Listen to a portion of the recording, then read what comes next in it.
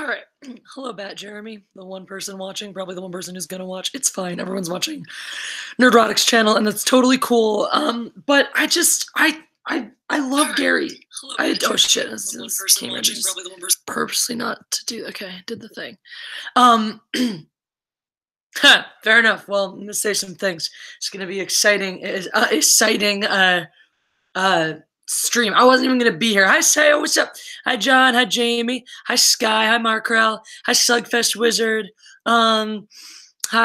I had to refresh my stream because it still says there's just one person waiting and hasn't woken up to the fact that y'all are here and that we're here and that we live. My internet is poop. Hey, Valor Morgullis. What's up, Old School Jeremy? What's up, D-Money Show? Sonic movie of the year. Go ahead and press the like button if you don't mind. I'm not trying to compete with Gary's stream. It's got like 4,000 freaking people watching, so I'm glad that at least 20 of you are jumping on here. I do have this whole bottle of very expensive Cook's champagne. So with the first super chat of the night, I will be launching this motherfucking cork and getting to the drinking because I got some beefies and I want to talk to you about them. I'm in a hotel room. Yes, my hair is wet. My makeup is mostly washed off from the day because I watched Game of Thrones in the bath, which is my preferred place to watch most of my TV shows. Hi, Jeremy's fake hair. Yeah, I'm just hoping my internet connection is going to hold up because I feel like this chat is freezing again. I don't know. Maybe the thing is freezing.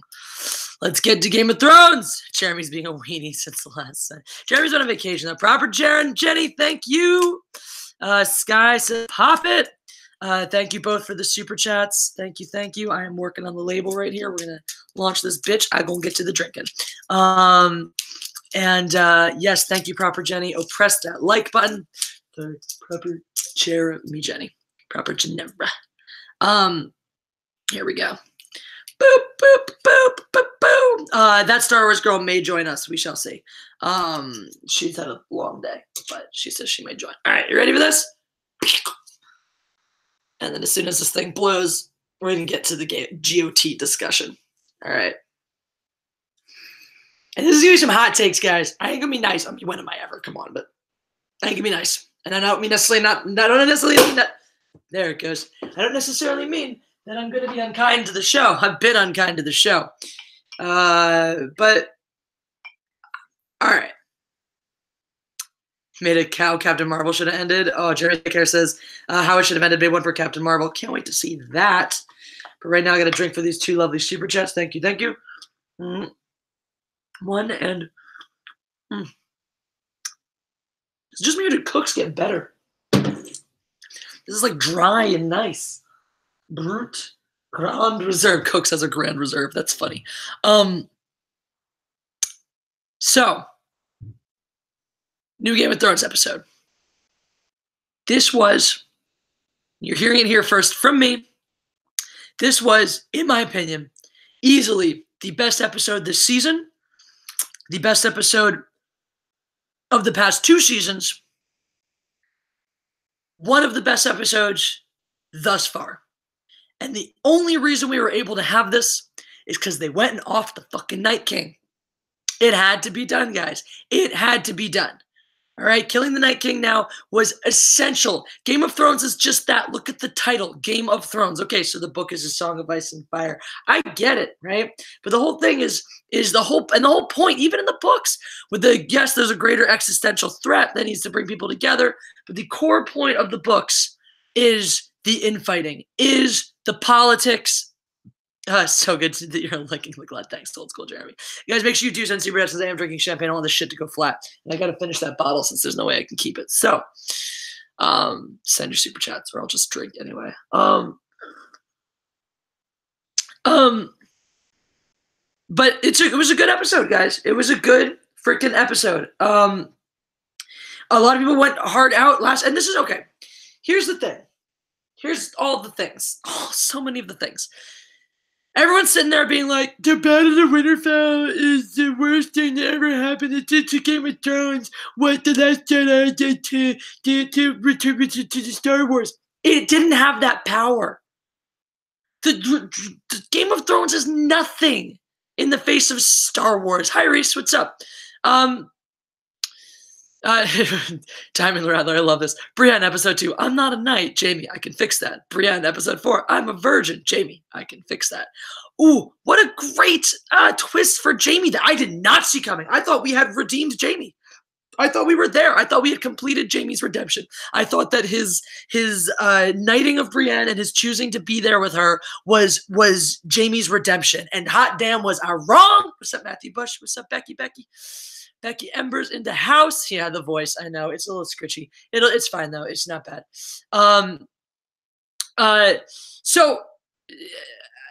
So that was a great line, Flaming TV, by the way. Was when Jamie says, "I've never fucked a knight." Great line. Goth, never watched Game of Thrones, but evidently they have dragons. There are dragons. There are very dragons indeed. Drinks for your super chat, so thank you. I don't know what's going on with my light, but I'm lighting on everywhere. If I turn off that one, there we go. That's better. Little too much backlight. Now it's my light's gonna do what it wants to do. It's got a mind of its own. Jamie gonna kill another ruler, maybe. It's spoilers. There's dragons. All right. So here's the deal, though.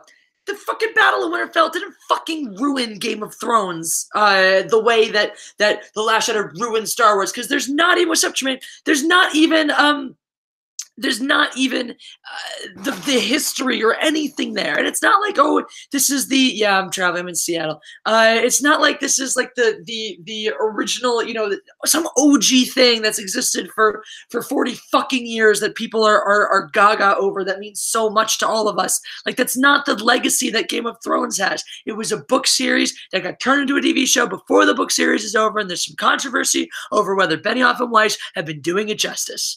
Yeah, he's kind of running out of the dragons. What's your favorite alcoholic drink? Asked Sky Smith. Thank you. This one, actually. Probably champagne, if I'm being honest. I fucking love champagne. I love it so much. I drink it by the gallon. Oh, look, we have my favorite troll, Garcus Bloodlust. I bet you he's going to say that the Night King is a meaningless trope at least 500 more times before this stream is over. What a wonderful thing we have. People on the internet who like to repeat themselves. So that's just my wager. My wager says he does that. Or he'll pick something else. Maybe he'll just go back on the Arya train and just write that in all caps again. But I give him about like 5 minutes before he starts going all caps mode.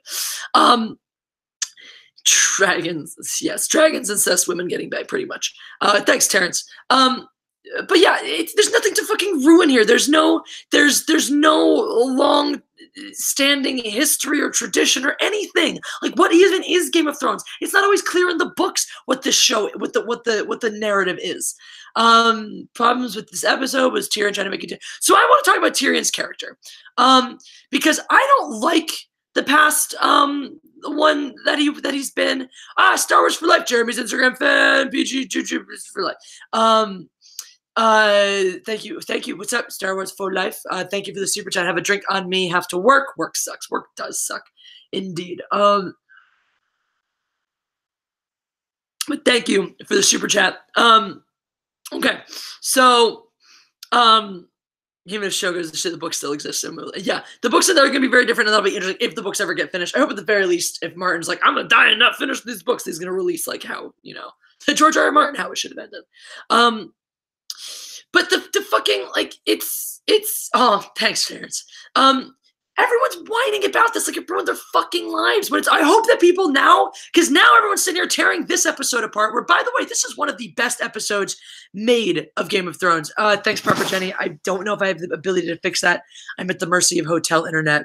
So I am old, but you sure that's not just my voice tonight? My voice is a little scritchety. That Star Wars girl is going to be here soon. So hold on to your knickers, by the way. Especially community standards changes. Yes. So now everyone's tearing this episode apart, which I think this is one of the best episodes they've done ever. I agree, Slugfest Wizard. Cool. All right. Glad most of you guys are hearing me. Yeah, Proper Jenny, if you're hearing that, like, that's actually what my voice sounds like right now because it's broken. So the partial robotic might just be my broken voice.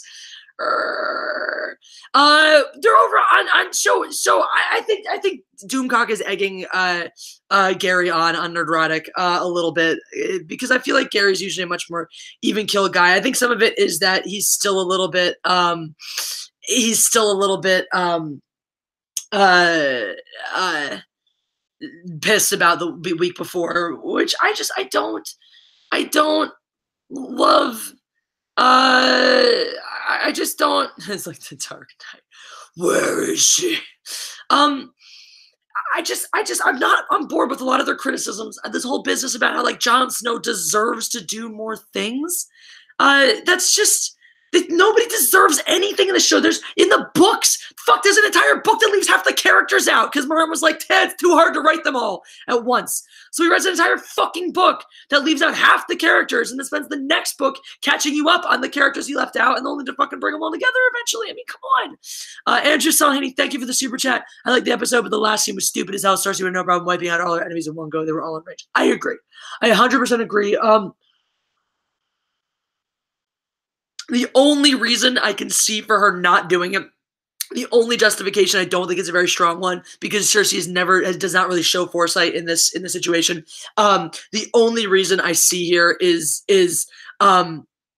if she thinks if she suspected that there was another trick up their sleeve, that there was Jesse say, "I'm Batman." Did I say thank you for super chatting? I think I did. I read the super chat. No, I didn't. Alessandra, yes, no, I did. I just read it. That's what we're talking about. I'm so awake. So unless Cersei suspected that maybe there was something else in place, that there was, something. So yeah, I mean, unless you want to argue that where Daenerys was standing, they were technically out of range. I mean, that's the idea. I think it was a little. I mean, technically, it was very skewed. We saw the range of the scorpions on the boats, and I mean, that dragon didn't even look like it was at a safe distance where it was prowling around in the background. I think what we're supposed to think is that little enclave is out of range of the arrows and the scorpions. And the scorpions aren't that accurate for smaller targets anyway, so that if she had tried to kill them, or she had sent troops out on the ground to kill them, the dragon could have come close enough to burn them without getting hit with the scorpions. I don't know. Jeremy's figure, I think she wants to fight, try to prove how powerful she is. True. Maybe she fears alienating some of the other kingdoms by doing something that's seen as cold-blooded, or not in the veil of a not in the keeping with the truce. I mean, she's trying to be a ruler now. This is a very visible moment. So if we want to understand that this is a parlay under truce, under temporary armistice, then she is, there's a lot of reasons you can make up for it to justify it. It's not good because it's not, we don't know, and I agree that Cersei's fucking blew up the Sept of Baelor.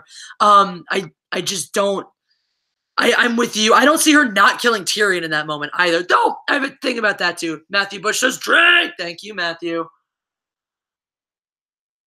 I am excited that Yara is alive. Asha Greyjoy, thank you very much. You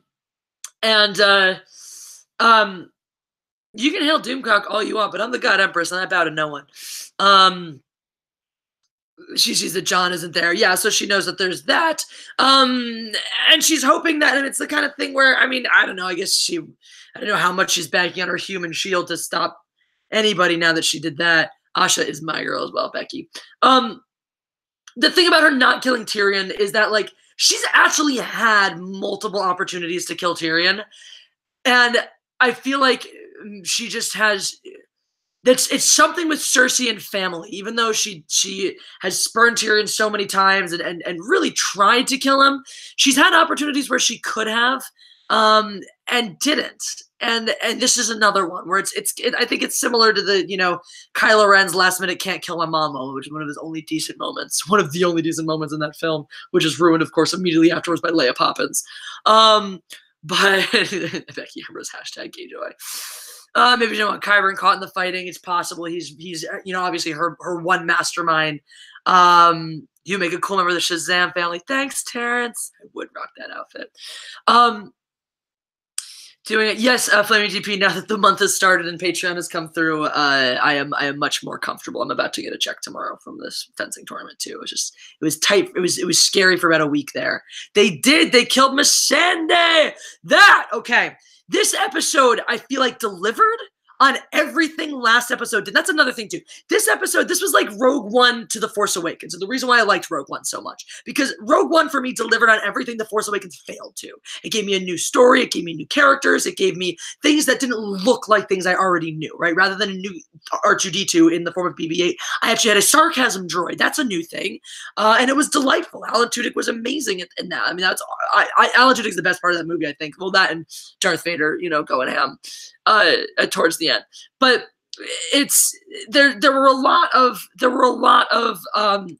a lot of that for me in this episode, where it gave me the unexpected or the Chin or so is hot. There you go. There's reasons to like it. And I think I was so keen on Rogue One. It's not a perfect movie. It has issues. I'm still the jury's still out for me as to whether the choke on your aspirations line was like nice, a nice little bit in the collection of classic Darth Vader lines, or if it was stupid as fuck. Jury's still out on that one for me. My initial gut reaction the first time I saw it was, that's a stupid as fuck line. The next time I didn't hate it as much. Yeah, Sansa, I actually read a really good article. I was reading around to see what the internet thinks, on this a little bit. And someone really they described Sansa very, very well, that she was an excellent apprentice. She was an apprentice to learning the ways of manipulation under Cersei. She fucking went to her, she went to the College of Littlefinger and got a graduate degree, or went to the grad school of Littlefinger and then got a master's degree in brutality from Ramsay. Sansa is set up. So I also read another great thing that says Sansa's going to swoop in and kill Cersei now, which I could buy. I could totally buy that. I mean, the prophecy is that, she'll rule until a younger, more beautiful queen will come take her place. Sansa is unofficially the queen of the North. So that's a thing. Joseph Aldridge says fart. Thank you for the super chat. I will drink for your fart. That's weird. Held Manjanaev, how are you, my friend? Yeah. So Sansa might come in. So this is the whole thing. Is like, this is now that we got the fucking. Did you really want that? Did you really want this show where the entire intrigue of the show has been who's going to backstab whom, who's going to kill whom, what's going to happen next? Did you really want that all to lead up to some big major existential battle between good and evil? Is that really what you wanted? And that's the whole thing. It's like, this is literally people just not getting what they wanted. It's not, it's the argument people made about us, when we were like, fuck The Last Jedi. Well, you didn't get what you want. No, I got something that fundamentally violated the rules of Star Wars.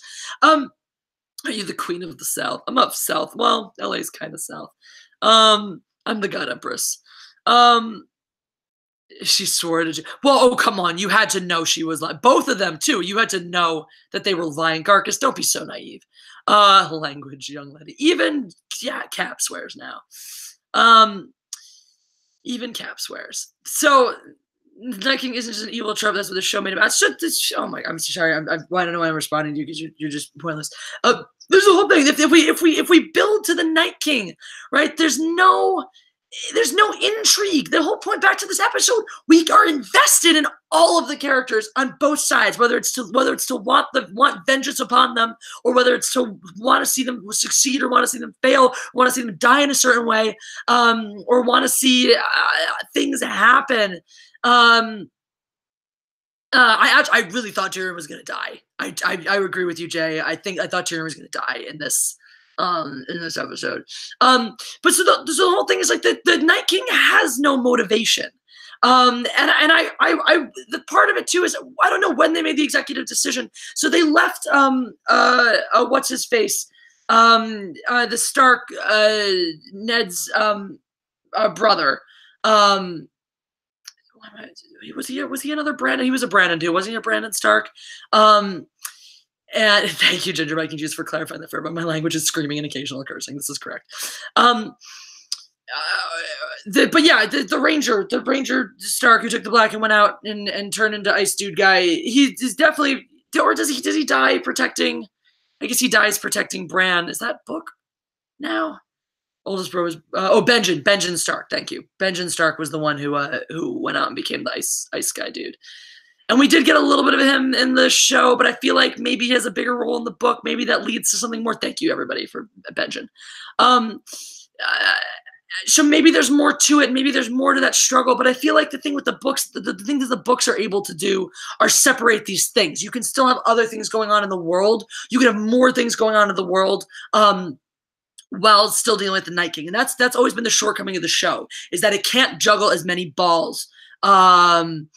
He can't juggle as many balls as the books can.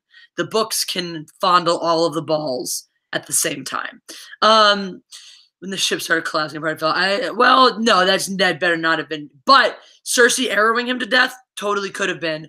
Although I honestly, I thought there was a moment where I thought there was a moment where I thought Daenerys, and this is what's why the show's back, right? There were all these moments where I was like, oh my God, are they going to do this? There was a moment where I thought Daenerys was going to kill Jon. Where Daenerys was going to often kill Jon because she wouldn't, essentially swear, he wouldn't swear to keep this a secret. Joseph Aldrich says, snarf, snarf, snarf. A drink for your super chat. Thank you. But I honestly had those feelings. I was like, anything could happen. In the last episode, only two things could happen. They defeat the Night King, or the entire North is overrun by the dead, and Cersei's the last one standing. That's it. Jay Lucian, I'm back and forth. The first episode pissed me the fuck off. The Battle of Winterfell did very little for me. There were moments that I liked. There were moments that I didn't. Knight of the Seven Kingdoms, loved, but very much as a character-based driven episode. This episode fucking, again, addresses my complaints. The net thing, everything happened.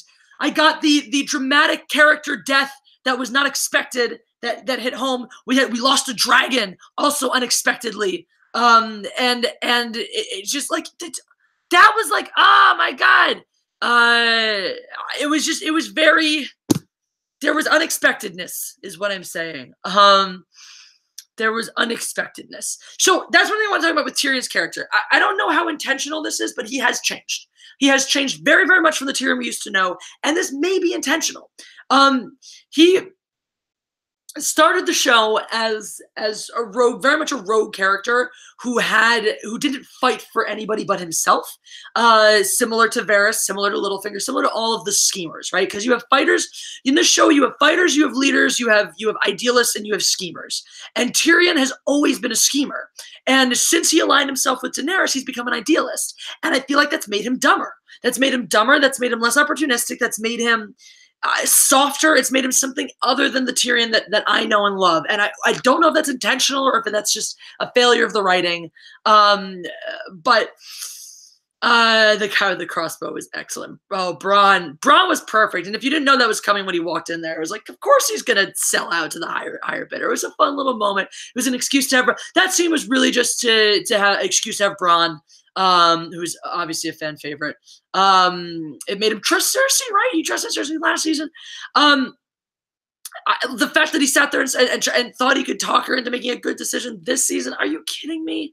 That's not the Tyrion that knows his sister. It's definitely a failure of the writing. Again, Jeremy's fake hair. I'm jury's out for me on certain elements. There was the question of, is Arya overpowered as of last episode? As of this episode, I don't think so. It doesn't look that way. She's expecting to go south and die. So we'll see how that plays out. But yeah, so, and I think it's been clear, I think, since we met Dany, that she was not going to be a good leader, that she was just a tyrant like everybody else. And I mean, I was actually waiting for either Varys or Tyrion, but should have been Varys, to point out to her that, you're going to save everyone from the tyrants, but if you murder all of these innocent people, how does that make you different from the tyrants? I was waiting for someone to fucking point that out to her. So I feel like that's always been Dany's argument. Even when she has advisors who will tell her the truth, they don't lay it out squarely enough for her. She's turning to her father. She is. She's the Mad Queen now.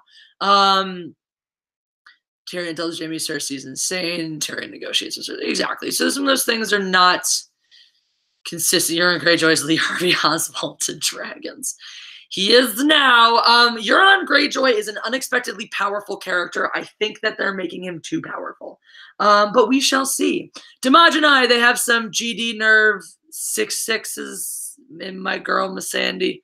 6/6 in my girl Missandei. Yeah, they did that, Damaj and I. Which, by the way, that was a brilliant decision they made, because you started out with you set up the last episode, and this is, I appreciate this. Last week I was frustrated because they set it up like Grey Worm was totally going to end up dying, and he didn't. And you're like, oh, that's charming. They're going to live happily ever after.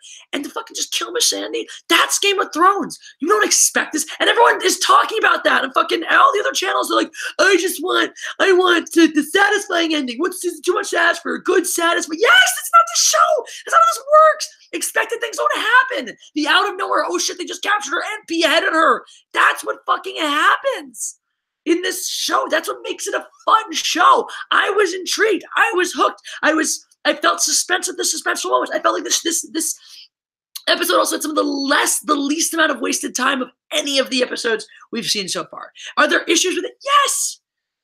Should by rights, should they have been susceptible to a sneak attack from the Iron Fleet? Fuck no. That was they're hiding. She's flying around on a dragon, and they're hiding behind a rock that Daenerys should theoretically still have at least some troops on. So yeah, and why didn't they come around and pick off everyone else who went to shore? I don't know, because they were busy capturing Missandei. Book Euron fears nothing. Yeah, but I feel like because Book Euron, show Euron is a little too cautious and a little too clever. Book Euron is more of just a berserker. He's smart, but he's not clever per se. He's not super clever per se. Killing Missandei gives Grey Worm more opportunity to become more of a player in the politics. Could be. Tid Brand go to Cloud College. Harsh. Why did they go back to Dragonstone in the first place? Well, they were going to regroup there while they awaited the army coming out from the north. So they were going to get there faster because they were taking ships, and ships go faster than walking, shockingly. There's a lot. Oh, Garcus Bloodlust said something that might actually turn out to be intriguing. I don't think you're not totally off base. You're not totally on base, but when are you ever? Dario comes back as the commander of the gold company. He's not going to be the commander of the gold company, but he could easily be a part of the gold company who has come over and will either turn the entirety of the gold company or a portion of it over to Dany's side. And that could be a tide-turning moment. I'm not going to put that out of the realm of possibility. Good for you, Garcus, having a thought that doesn't suck. I'm proud of you. I'm really proud of you. This is a big moment for you. So I just wanted to take this moment. Guys, if we can get a round of applause in the chat for Garcus saying something that's not completely idiotic. I really appreciate it. I think he would appreciate that as well.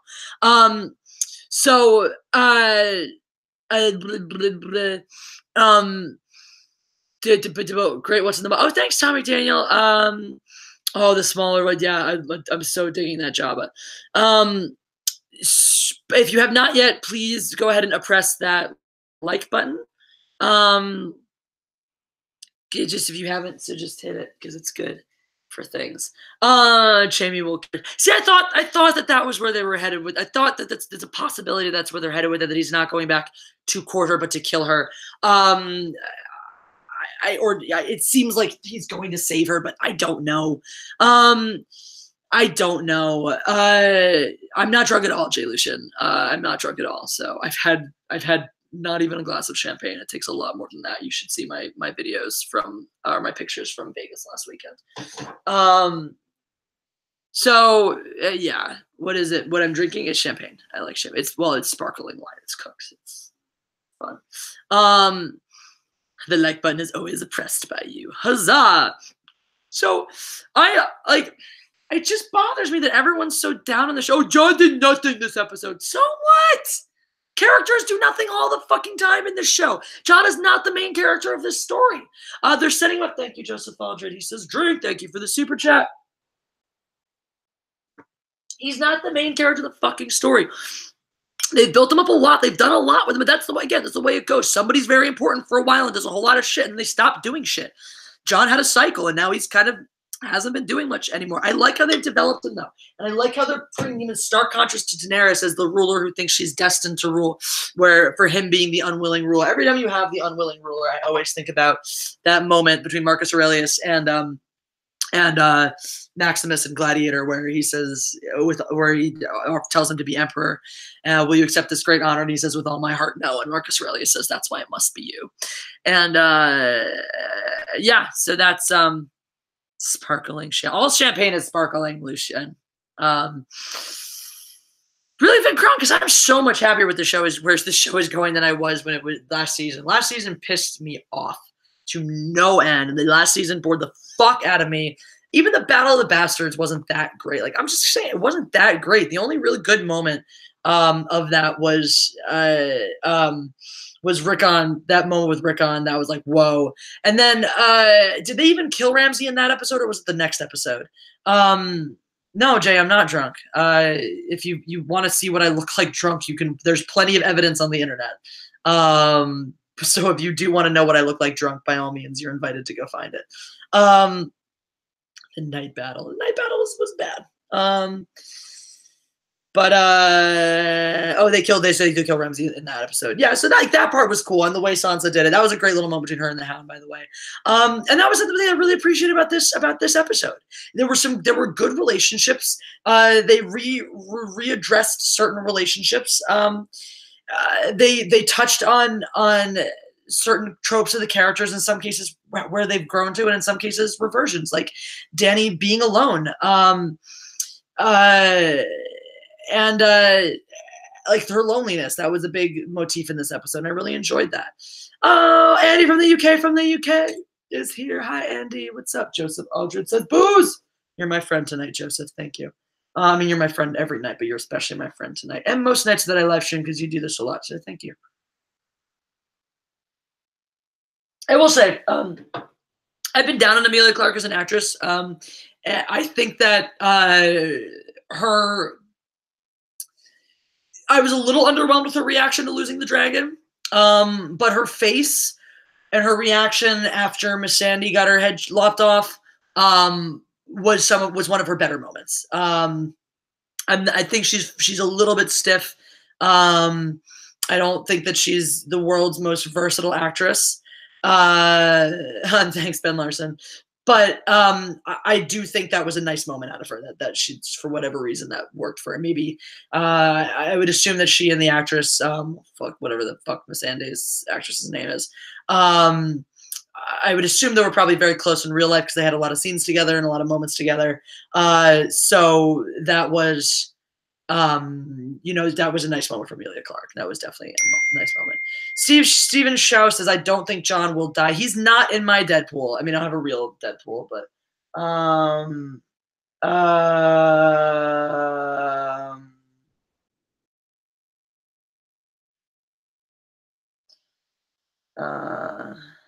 hold on one second. I'm just dealing with something.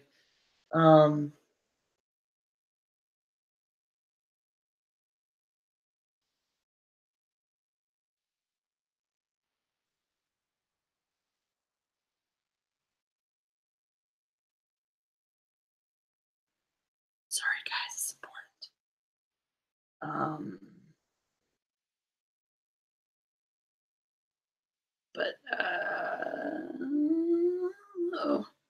Crisis. I have a friend in potential crisis right now, so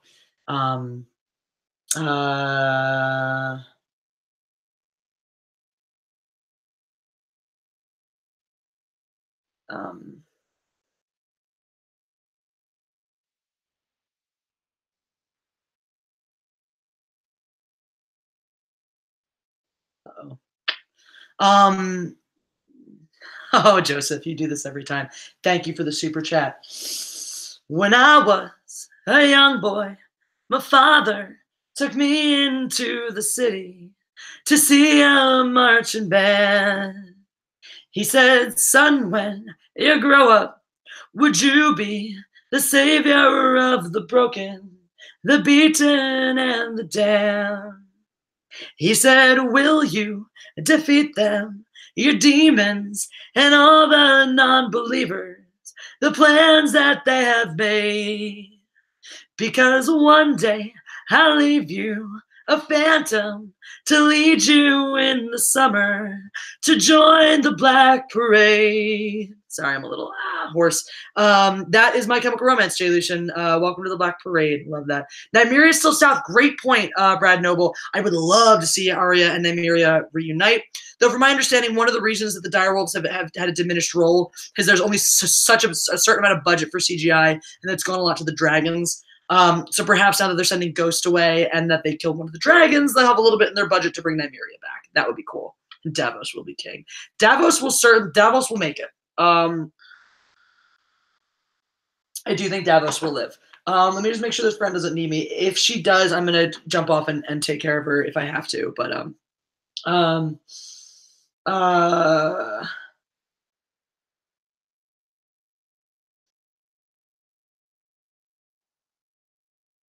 friends come first, guys. I do love you all, but friends do come first. So better than mine. Thanks, Ben Larson. Look, I sing. Oh, my tone deaf friend will sing along to Blink-182 with me all the time. It's fun. I hope so, Garcus. I do hope that you were right, Garcus. One day maybe we should have like a measured discussion about these things, maybe on a more even footing. If you're interested, actually, because I'd like talking to people who disagree with me. And now that you're not typing in all caps, I'm a little more inclined to engage. Garcus, shoot me an email if you're interested. If you'd be interested in coming on the channel and having a discussion regarding Arya, and the show in general, and other stuff. Because people, the fact that you have ceased to spam with all caps, and that you are being a little more reasonable, in my opinion, means that I'm definitely much more interested in entertaining your opinion. So I appreciate you sticking around as well, and you've shown great resiliency. So if you're interested, I would be down. I would definitely be down, especially if you want to talk about like this whole season, the whole show, whatever. I'd be really interested to hear your opinions. So if that's something you would be interested in doing, please let me know.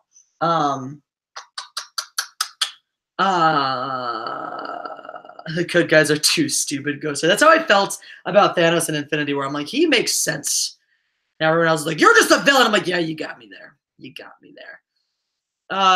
You're just gonna get spammed by somebody new now. Well, it always happens, Ben Larson. It always happens. But if people show their will, this is my thing on everything. Just a little side note, a little PSA about Jesse's channel. I don't care. I don't care if who you are, what your opinion is. If you're willing to talk about it, I'm willing to engage with you. We don't have to agree. We may not come to we may not come to a consensus. We may not come to an agreement. But I'm always happy to talk. Garcus, I don't disagree with you necessarily on that. I don't know that we definitely don't disagree on Arya. But I do feel that way about a lot of the writing. I do think some of it's not entirely all on them wanting to get it over with. I do think. I mean, feel like they've had the episodes written for a while now, because yeah, they are onto other projects and whatnot. Now, I don't know. Maybe you know more about this than I do. Maybe some of you guys know more about this than I do. I don't know what the deal is regarding the words in English. I don't know what the deal is entirely regarding why they decided that this was going to be this many seasons and only this many episodes and all that stuff. If that was something preordained by HBO, or if that was a D&D decision because they needed to move on. I don't know. I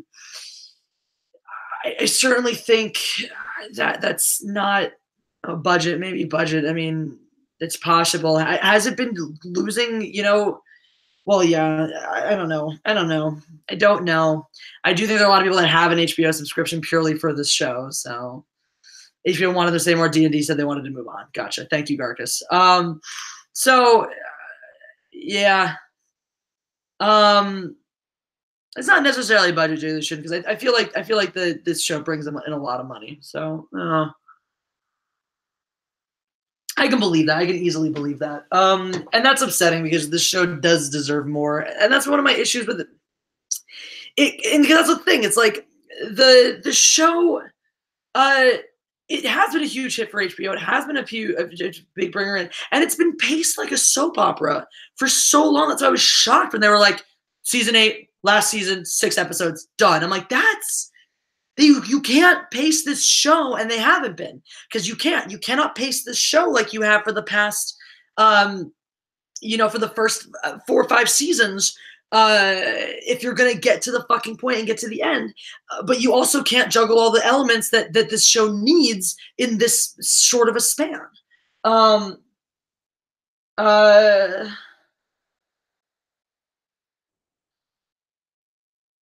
Sorry.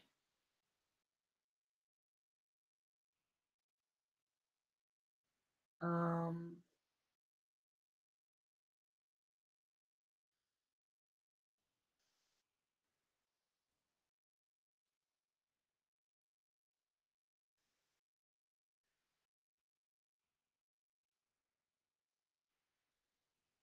I may need to go help deal with this. Oh my goodness, Flaming TP. Jesus Christ. Thank you. Support for my friend. I bow to no one either, but I pay my debts. Oh, like spoken like a true Lannister. For putting up with me and my mental problems and apparently someone else right now. Thank you. Good luck and love to them, whatever the reason may be. I will support you whenever and however I can. Thank you so much, Flaming TP.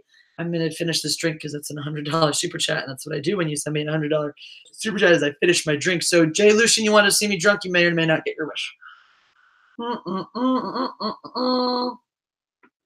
What's a Dorn or a sand snake?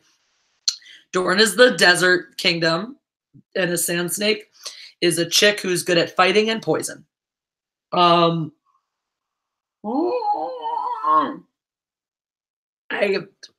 gotta get through this glass, Luca, and I'll get to your super chat. But trust me, if you guys at this pace chugging this glass, we're halfway through the bottle. If you keep the super chats rocking, you will get to see me drunk, Jay. So if that's your goal of yours, Jay Lucian, where's your super chat? Yes, I'm in a hotel room, Daniel Humeyer. I referee fencing, so I'm in Seattle refereeing fencing this weekend.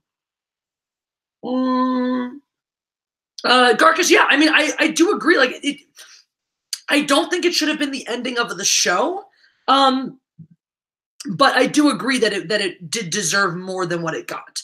So that's the thing. Like, I don't think it should have been building to the end. Is that it has this cooks, dude? Mm.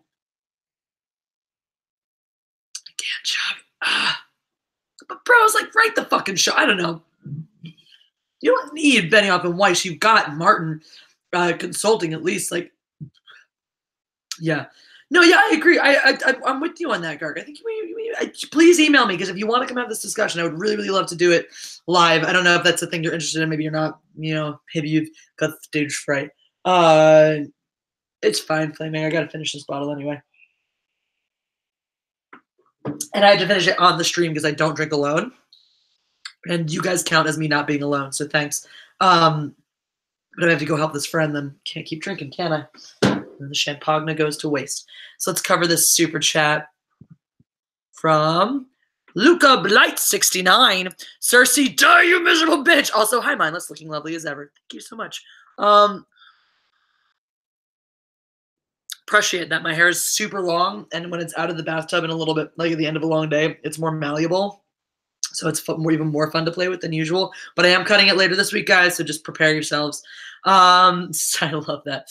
That's honestly, that's a big reason why I'm still in the show and why I'm stuck in the show. Even when it's bored me or upset me or pissed me off, is I'm here to see the people get their comeuppance and hoping that we are going to get Clegane Bowl, Brad Noble. Right, you are. Demajanai, thank you for the super chat. Speaking of you drunk, that paddling though. Yeah, so if you want, again, Jay, if you want to see me very drunk, there's some evidence of my weekend in Vegas in picture form and a little bit of video. Jay, you're going to start a channel called Mindful Entertainment. It's been suggested. VidCron, I have read the books. Thank you, Demajanai. I absolutely have read the books. I like them much better than the show. The only reason I started watching the show is because I was sick of not knowing what happened to Jon Snow. No, this episode, yeah, your boy Waffles. This episode was much, much better. I liked it a ton, and I feel like I was talking about this is the Rogue One to my Force Awakens. Where Rogue One, one of the reasons I was so high on it was because it fixed all of my issues with the movie before. And for me, this one addressed a lot of my issues with the episode before, so I liked it. Could Arya take the mountain? No, I think the mountain, because the mountain is another form of undead now. The mountain's a zombie. They don't make it as clear in the show, but in the books, he's fucking dead. He is a dead person. He is dead. They just reanimate his corpse essentially. And even like on Gary's channel, they were all like, Clegane Bowl is stupid. Doomcock was all like, Clegane Bowl's pointless because you're just fighting a dead guy. Like, the point of Clegane Bowl was never going to be the emotions behind it. The point of Clegane Bowl was to have two big fucking dudes hack it out. The point was never going to be Gregor's emotions. It was always going to be Sanders. It was always going to be the Hound's feeling behind it. Nobody cares about Gregor Clegane. No one's ever cared about Gregor. Gregor Clegane barely had an emotional spectrum when he was alive. So the Clegane Bowl will be good.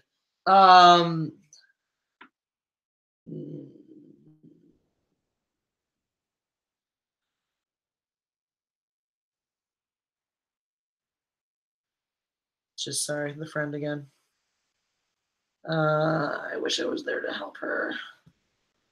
She just needs support right now, and she was like, yeah, she wanted to come over, and I was like, I'm not home.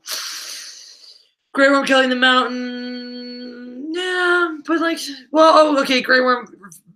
So many people have good reasons to kill the mountain.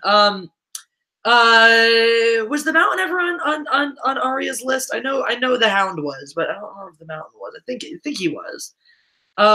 Thanks, Bruce Lombardo. She'll be okay, I think. She's really tough. She's a trooper, but you know, I always feel bad when I can't be there for people. Solo was garbage. Sugar Cat, I don't know what you're talking about. Solo, outside of the frame of it supposed to be being a movie about Han Solo and fundamentally disrespecting the character of Han Solo, was a movie with many plot holes at best. Solo, I try, Bruce. I do try. Solo, yeah, the mountain wasn't on Arya's list. Okay, yeah, I didn't think so. I thought it was just the Hound. So Arya shouldn't kill the mountain. Someone with a bone to pick with him should. The Last Jedi, I think, was a worse functional film than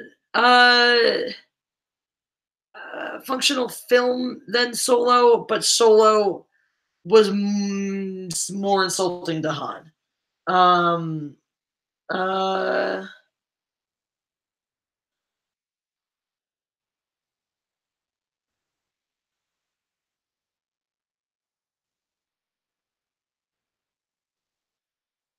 Anyway, yeah.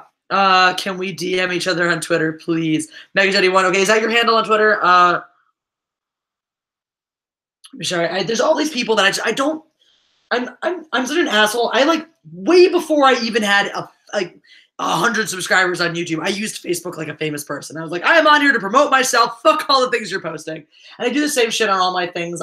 My social media for me is work. So I'm always like, here's got to post the thing that people are going to click the like button on.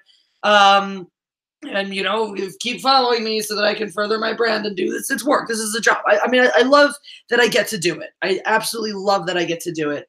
But it's my job, you know, and I treat it like a job, partially because I don't want to get addicted to the social media. I just shortly before becoming a professional YouTuber, or going on my journey to become a professional YouTuber, I had sworn off social media, or I'd sworn off screens of any kind except for base. I uninstalled all my games. The only thing I kept is my jigsaw puzzles, because that's good for relaxation. Garcus got a Dune fan here. Dune is the Star Wars of Game of Thrones. This is Garcus, you should talk to my boyfriend. He is a massive Dune fan. He still owes me a video and a live stream where he's going to talk about the upcoming film, because he is the biggest Dune fan that I know. So anyway, like I was saying, so I was just like, I'm off all, and I still stick to that. I don't have any games installed anywhere. The most mindless thing I do on my devices is read BuzzFeed things. I pretend that it's news, but essentially my rules are, I can only use the internet for social media as it pertains to work, emails, work-related things, research purposes, and news. And I pretty much stick to that. Unfortunately, that still leads to a lot of social media time. All right, Mega Jetty. Mega Jetty.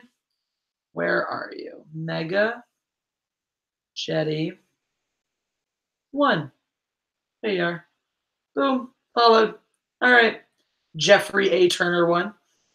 You are now eligible to DM me, I believe. All your Star Wars fans will love it. All you Star Wars fans will love it. I read the book. I liked the book. I liked Duncan, Idaho a lot.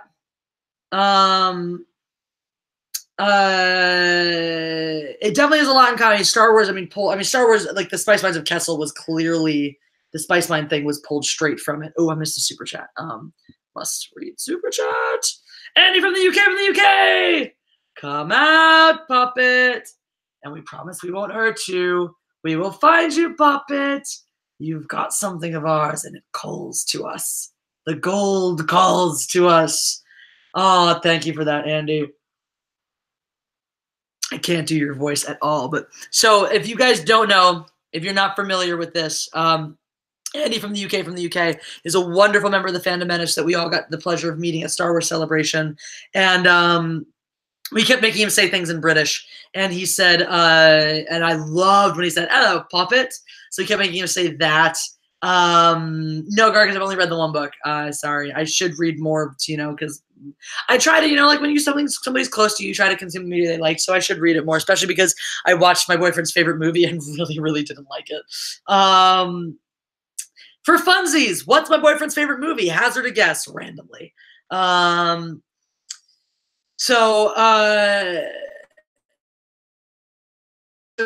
We live stream with Game Pass if you were curious. Thank you, Ian Moon. This was sort of my protest to Gary. I love Gary, a doll, and I absolutely adore him. But I think the alcohol started to affect me. He was just so down on it. I was like, Gary, you're not this guy. You're not negative Gary. Anyway, that was just maybe. Oh, we're lagging. We're slagging. Anyway, that's things.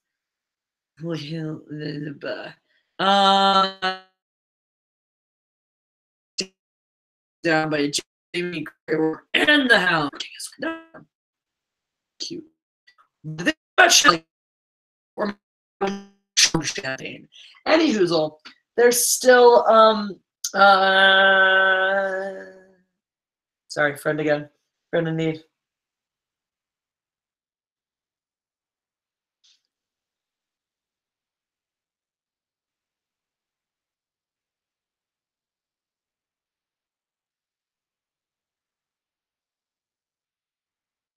Sorry, just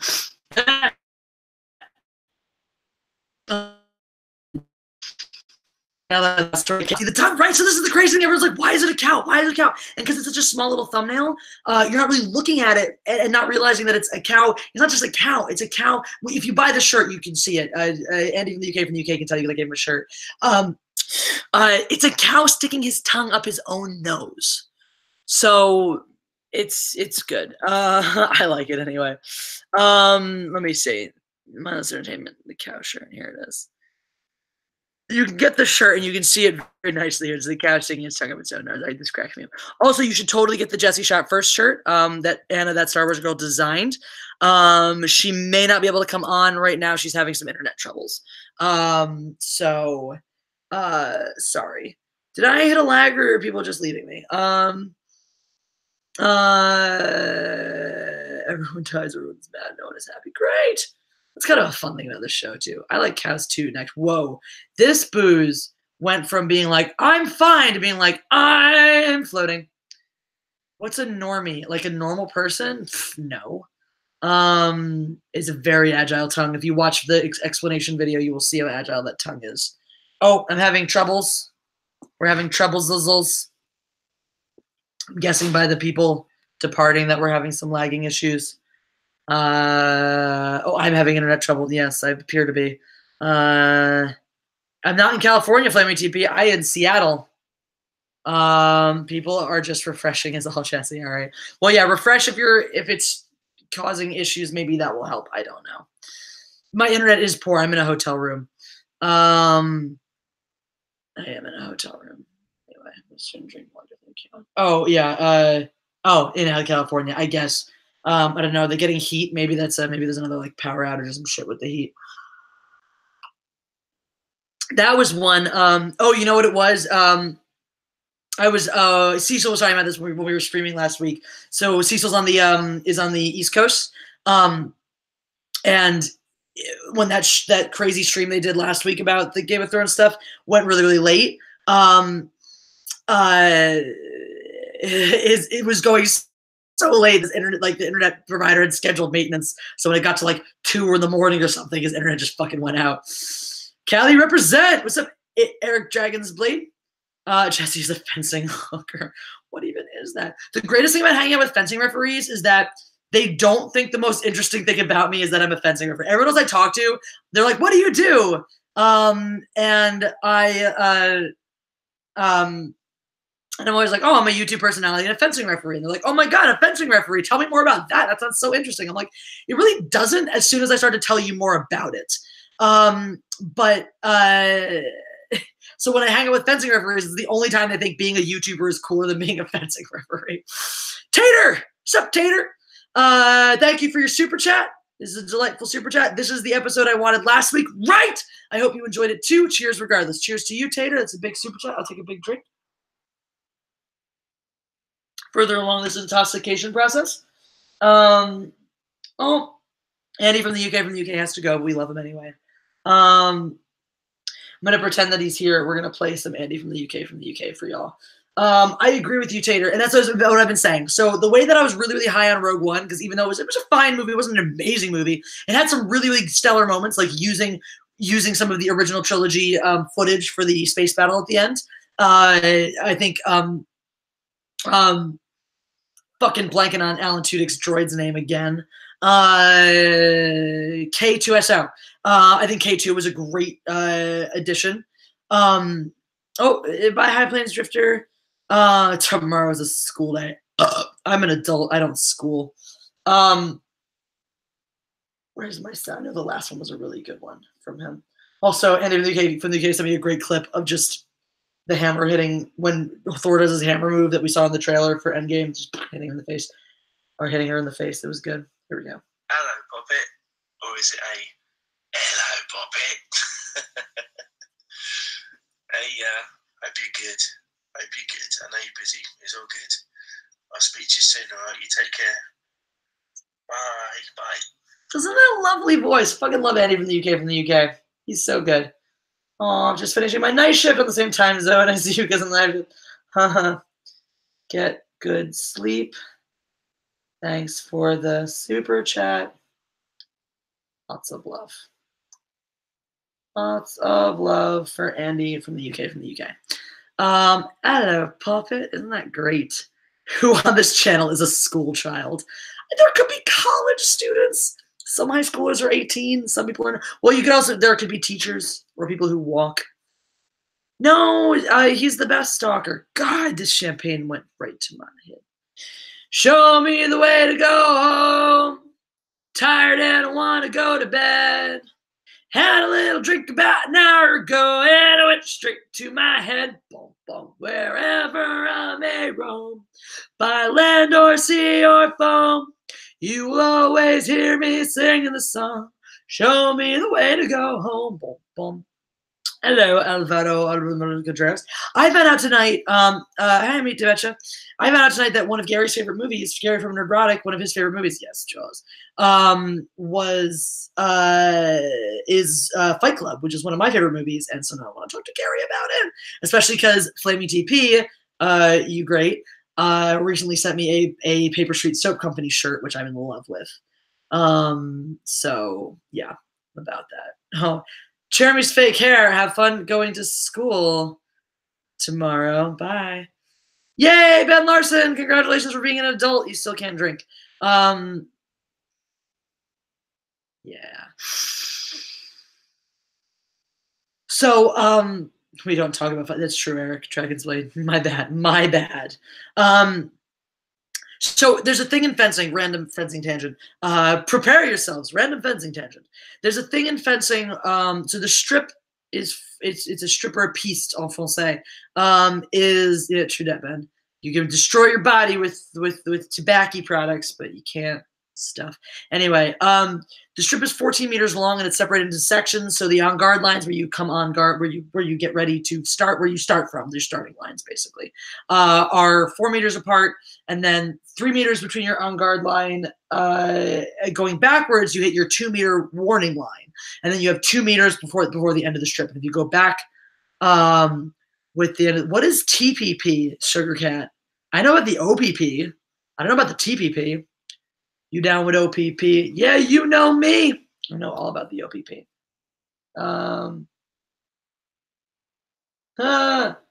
Everyone is texting you. No, I am too. Speaking of Fight Club, did the movie work?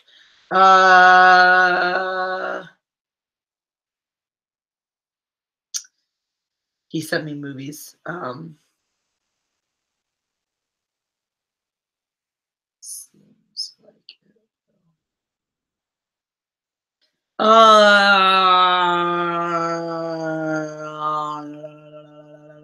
No, Will Ross. I was invited to referee for HEMA, but it was before they had been given my name by someone who didn't realize I had just moved from the East Coast to the West Coast. HEMA is interesting. We have some things. Anyway, sorry, fencing rent still happening. So 2 meter line or the warning line is it? So it's usually called the 2 meter line because it's 2 meters before the end of the strip. And then that's the 2 meter zone between, you know, it sounds just like it sounds. Oh, Trans-Pacific Partnership. Okay, fine. Partnerships are good. Trade is good, I guess. So people refer to that as the 2 meter zone. So I'm reffing back to back with a referee who's actually my roommate, but she's not here right now. Who, Sugar Cat? No, not really. Who calls it the danger zone? And so she was behind me and she was like, okay, put 1 foot in the danger zone to her fencer. And of course, my brain just goes, highway to the danger zone. And then I had that song stuck in my head all day.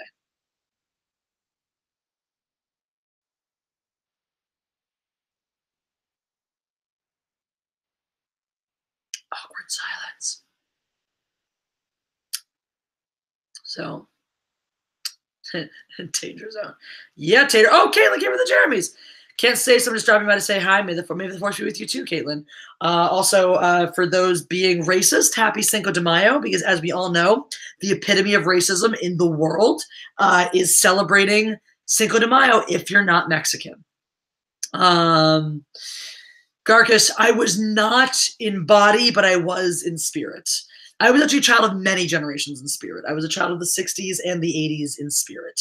I was physically a child of the 90s, also more in spirit than in body. I was born in 1990. So I technically came of age in the early 2000s, but I have a lot more in common with Gen Xers than I have with millennials. So, nope, all of those things. Yeah, Prince, MJ, Madonna. George Mason, that's up to you. But the thing is, the nice thing about me is that I was jaded about Game of Thrones from the start because the only reason I watched the show was to was because it was sick and unknown happened to Jon Snow, and I recognized right from the start all the wasted fucking time in it.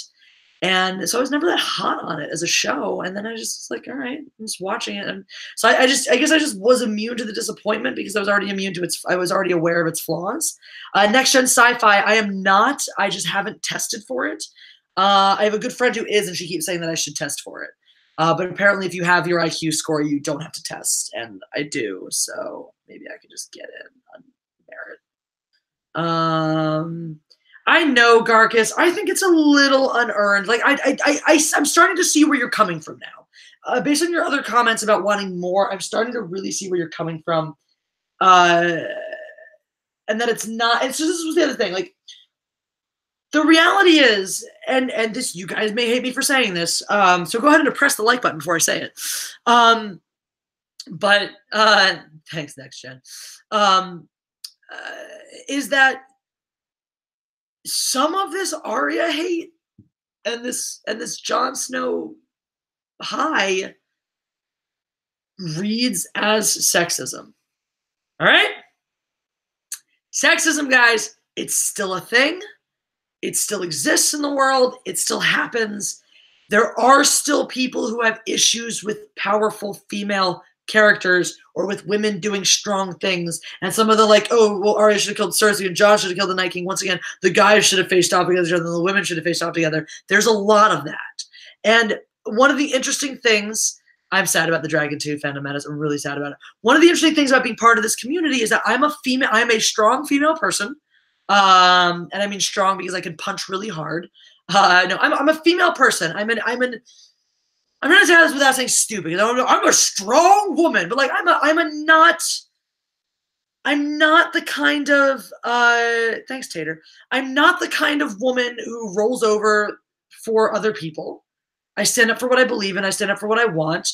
I'm not subservient to anybody else. I walk to the beat. I've always been accused of walking to the beat of my own drum, which is a very accurate description of me. I've always been strong-willed, stubborn, if you will, incredibly stubborn. Yeah, I'm a female person, crazy, right? And so I'm part of this community that embraces the idea that I am strong on my merit. However, so this is the thing, is that you have like the social justice warrior community, the uber progressives, the NPCs, all that group of people who I can't be a part of, not that I would want to anyway, because I don't fit their mold of what a strong woman looks like. So I can't be a strong woman. I'm a traitor. I'm evil. I'm the betrayer. Now, the flip side is that everyone, because what you end up having because what we've had now is you have a for and against. If you're not for, you're against. So the unfortunate thing is that people who are against social justice warriors, people who are against this warped version of progressivism, include all of the rational thinking people who understand all of the clear flaws in that way of thinking. All of the rational people fall into that category, as well as all of the traditionalists who feel like men have a role and women have a role and they shouldn't deviate from those roles, as well as the born and bred pure sexists who still do exist. I interact with many of them on a daily basis. So it's interesting because as somebody who believes in inclusivity, and that means tolerating those perspectives. That's a thing. That's a whole thing about me, is like, just because I encounter you and you have some ideas that I think are very old-fashioned about what a woman should be, just as I encounter you and you say some things that I think are downright sexist, that doesn't mean I'm gonna be like, oh my God, I hate you, fuck off. But it also doesn't mean I'm gonna go like, oh, your opinions are totally fine. That's the balance that we're struggling to find, is like, just because we're against certain things doesn't mean we have to be for other things. And that's one thing that's happening, is like, oh, we're against forced diversity. That doesn't mean we're pro whitewashing. We're against we're against the 8,000 gender pronouns. That doesn't mean we're pro trans bashing.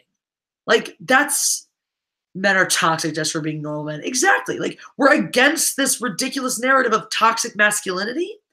That doesn't mean there aren't toxic men. It's toxic not even a gore. There's not even there aren't bad men, evil men, men who don't care about honor, chivalry, the rights of consent, things like that. So, but this is one of the problems, is that what I've seen some of is that people having this absolutism, black and white, zero-sum game reaction, saying, like, thank you, next gen, only a Sith deals in absolutes. 100% next gen sci-fi, only a Sith. So not believing in forced diversity doesn't mean we don't believe in diversity. I think all of us can agree we don't give a shit what character, what race, what sexual orientation, or anything you are, as long as it's a good character or a good person.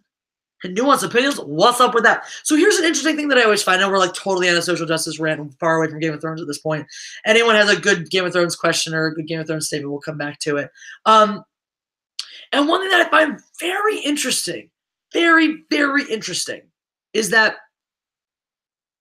social justice warriors refuse to tolerate, as in day-to-day, moment-to-moment interactions, human interactions, refuse to tolerate anybody who doesn't agree with them. And that goes for people who are essentially on their side. Easy Mac then go somewhere else. People who are on their side, they refuse to tolerate those people as long as if their opinions don't line up 100% with them. Whereas people on the far other side can be moment to moment incredibly tolerant of people they don't like. I have heard, I mean, look, even, and this is the thing, like Mike Pence, I don't like. Easy Mac, that's a really tough question. Don't do that to me. Because you can't have a cheesesteak without both of those things. So it's an impossible question. He asked what you love more, meat or cheese. It's an impossible question, guys. Conceptually, meat, but like on a dopamine level, probably cheese. Cheese does more for my dopamine. Cheese is a more euphoric, like it's like saying, what do you like better, the high you get from being high or the high you get from being drunk? Like drunk is my bread and butter, but there's something special about being high sometimes. I don't know. Mike Pence is a Nazi in Christian garb. That's fair. But what's interesting about Mike Pence, I hate him because I think that he's awful, because I don't see a non-Christian reason to deny gay people the right to marry. There is no non-Christian reason to deny gay people the right to marry. Yes, Garcus, I'm with you on that. There is no, and let's all be on the same page here. There is no, unless you can give me one right now, but there is no non-Christian reason to deny gay people the right to marry. There isn't. There's no non-religious reason. Ergo, there is no reason that the state, a nation, our secular nation, should deny gay people the right to marry. And yet he has tried to make legislature denying them just that. That's kind of evil. Phantom Menace, I saw that. I actually do want to address that. I will 100% address that. Because I do. That's a good chat, and thank you for sending it again, because I did want to address that. So there is no good non-religious reason. Okay, so fine. There's no good non-religious reasons. So yes, correct. Muslim has nothing against it too. Jews outside of the Orthodoxy don't really care that much. Orthodoxy in any religion is fucked, including the Jews. So that's another topic we're gonna get into. So yeah, he's being an asshole for letting his religion influence his policymaking, which, by the way, is treason. Like, all the politicians out there being like, I let my Christianity influence my politics. You're committing treason. That's anti-constitutional. Get hanged. However, probably the only thing I can think to say in defense of Mike Pence is that, in spite of how immensely uncomfortable he was in person courteous to Pete Buttigieg and his husband when he met them, or when he's interacted with them. They've been, he's been incredibly courteous to them. Which is like, it's weird because like this guy is a bigot. Mike Pence is unquestionably a bigot. No question, he is a homophobic person who is anti-gay, which sucks because what the fuck did they ever do to you? However, he can stand toe-to-toe with a gay person and shake his husband's hand and look vaguely like he's not about to vomit. Vaguely.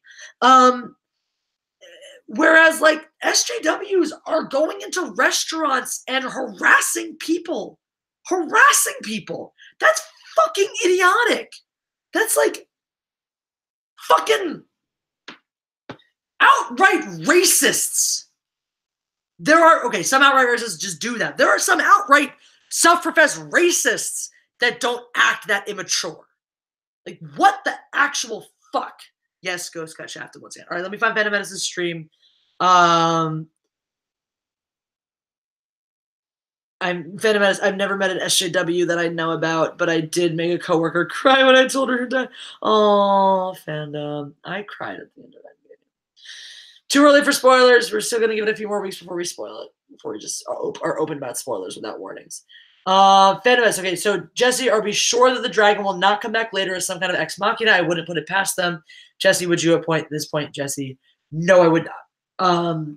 I was thinking about that too as it went down. I'm a little more convinced that it's dead. Because if you watch the inside the show little video afterwards where D&D talk about the episode, MJ, I still want a direwolf as well. Where they talk about it.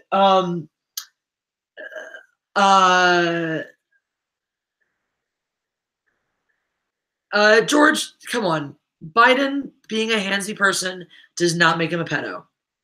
All right, we're going to talk about this now too. Okay, let me finish addressing this one point. I wouldn't put it past them, but the way that Benioff and Weiss talked about it at the end of in the inside the episode, little short, sounded like Regal's dead. Now maybe they're trying to not give away something. I had that thought too when he went down. I was like, oh, he's dead, but is he dead? So that's in the back of my mind as well. I think it's a long shot, but it's not outside the realm of possibility. So will Kyburn raise the dragon as he did the mountain? That's an interesting point. I'm not sure that they have because the undead are tireless and all that stuff. I'm not sure they actually have the technology. I don't know how deep that water is there. I'm not sure they have the capacity to pull it out. Also, I don't think they will because right now Cersei has the edge in terms of might. They're not going to tip those scales.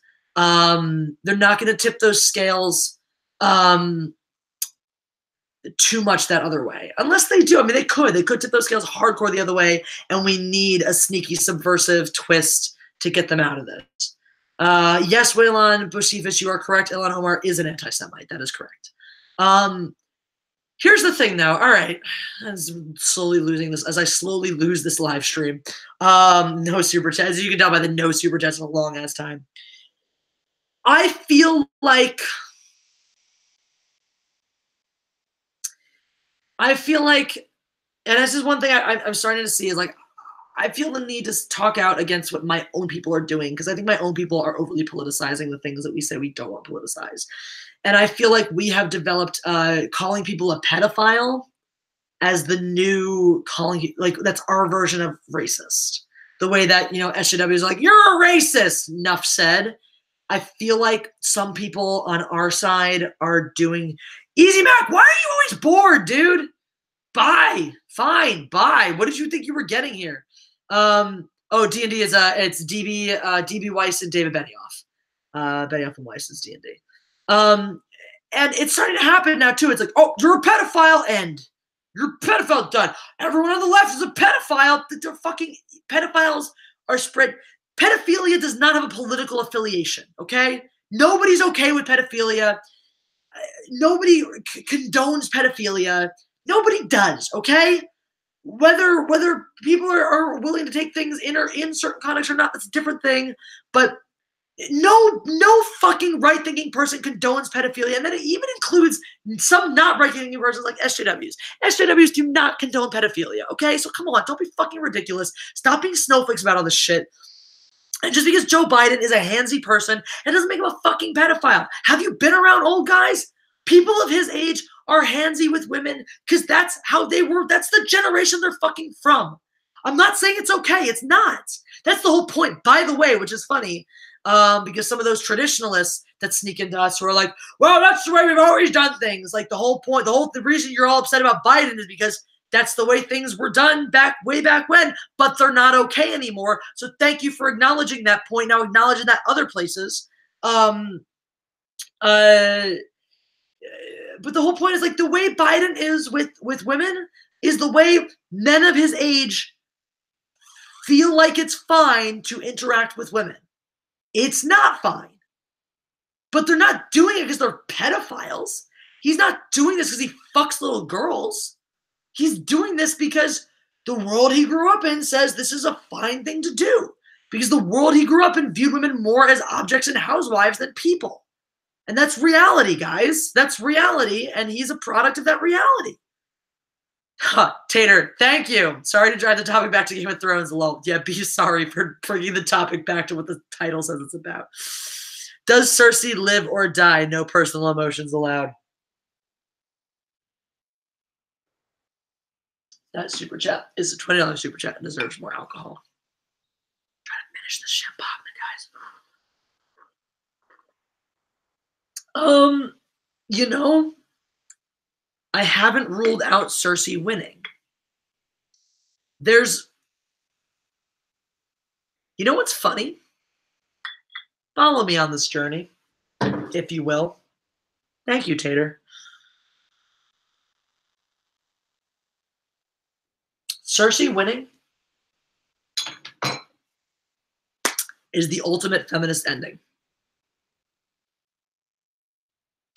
Cersei winning, I will repeat this in case you missed it, is the ultimate feminist ending. And in fact, I'm writing this down because I'm making a video so that the people who aren't here now can hear this later. I will have my take on this episode probably on my channel tomorrow or Tuesday. And you're gonna hear this later.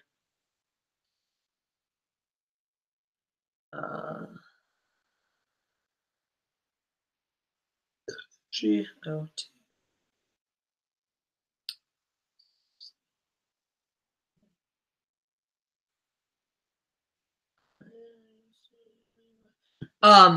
Okay.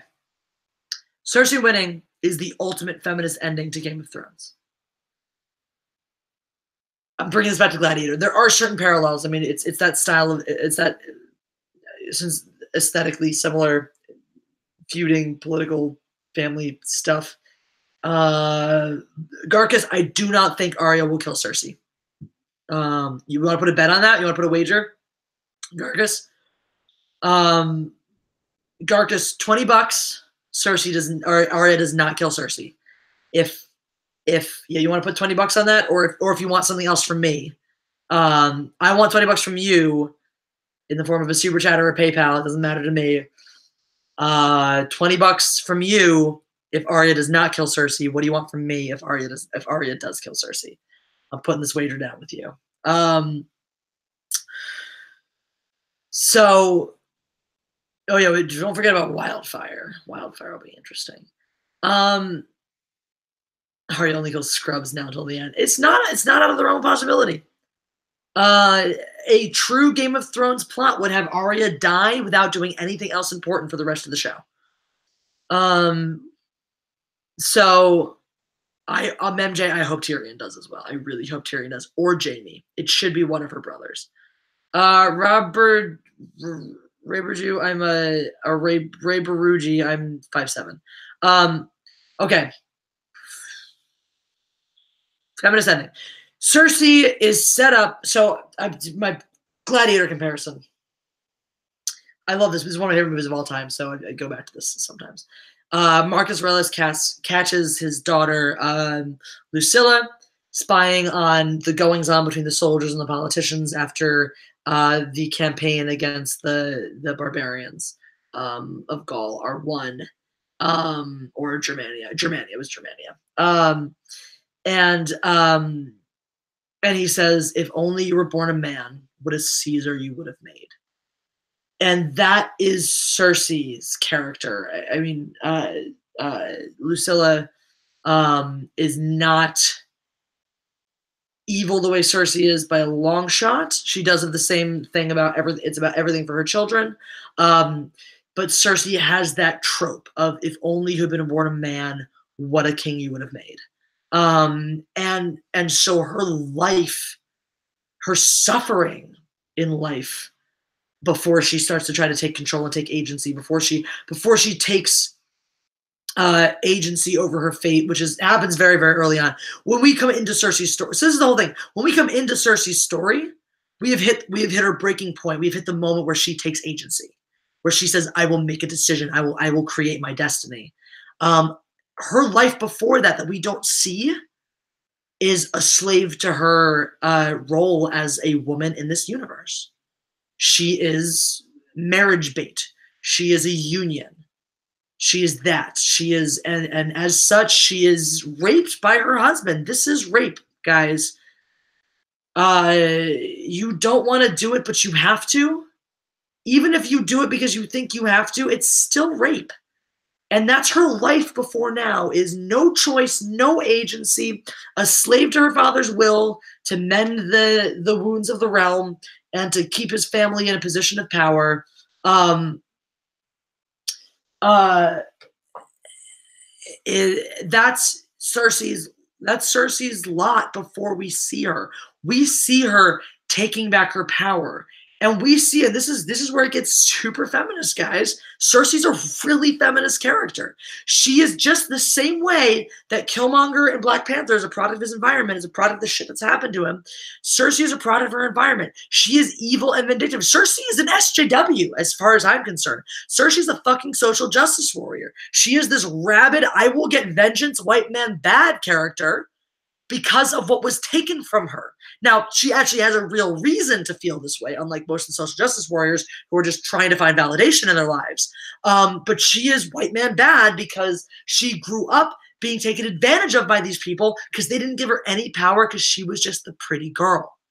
And that's why the shaving of her head and having short hair, it's so poignant that she has the short hair, the shaved head, and then the short hair now, as a character with more agency than she's ever had, as the queen, not the queen regent, the queen.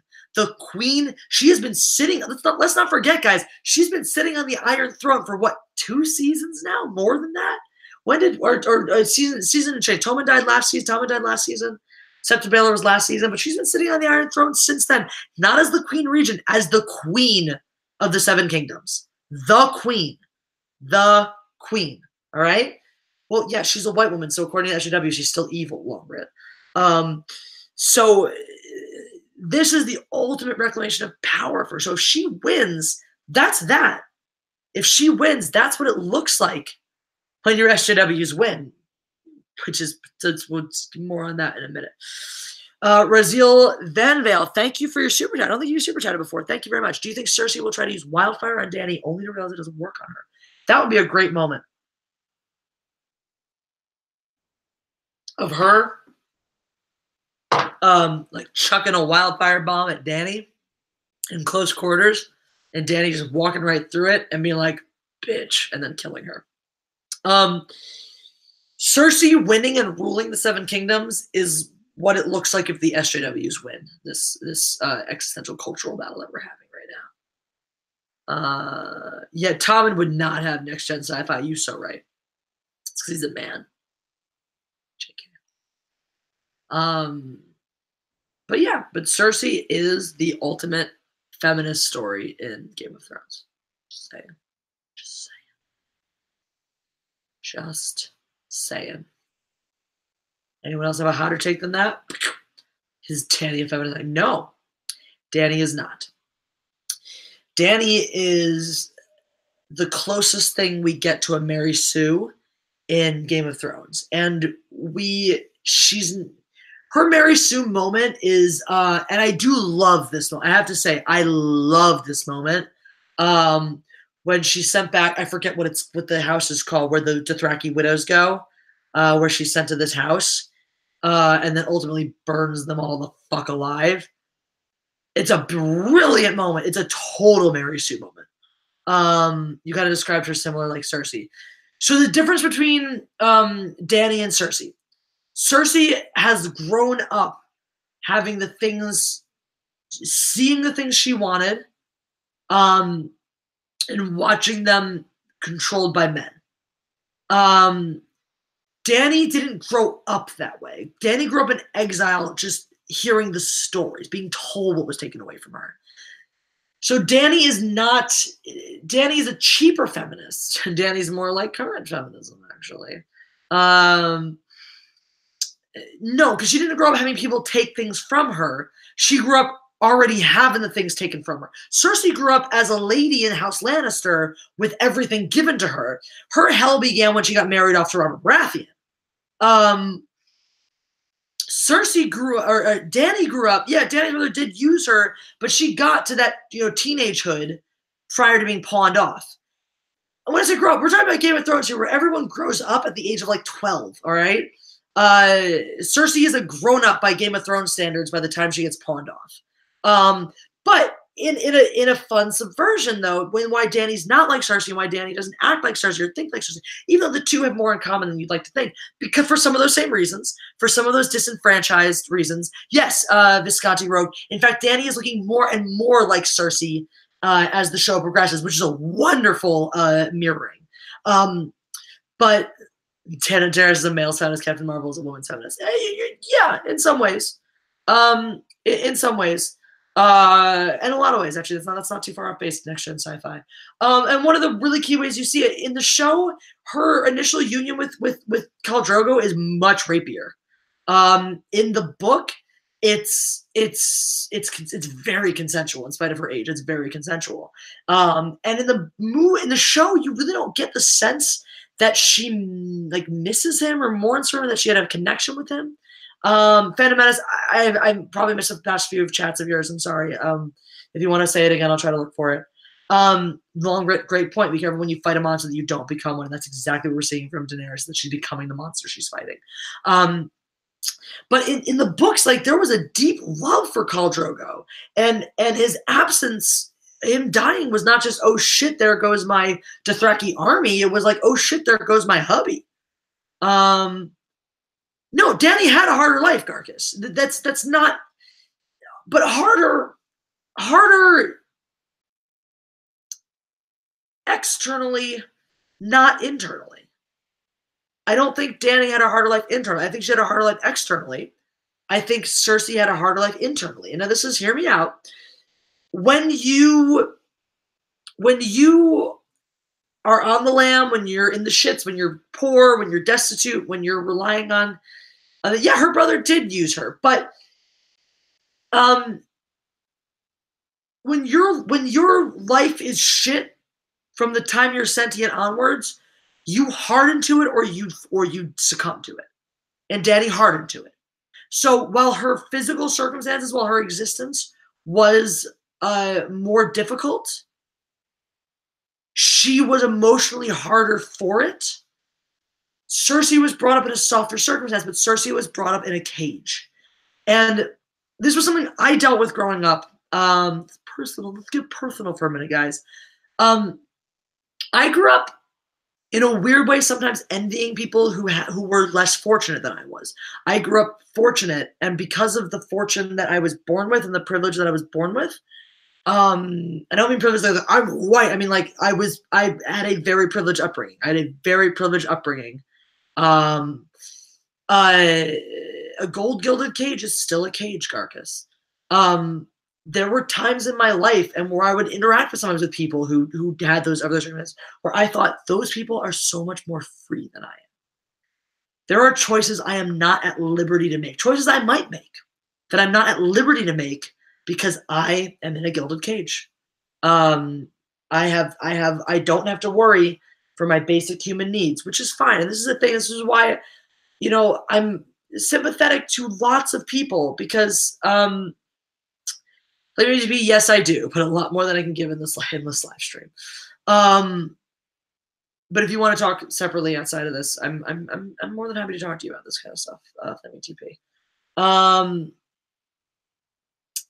Sansa is getting a lot of undeserved hate. Sansa's the best. Sansa's a fucking boss.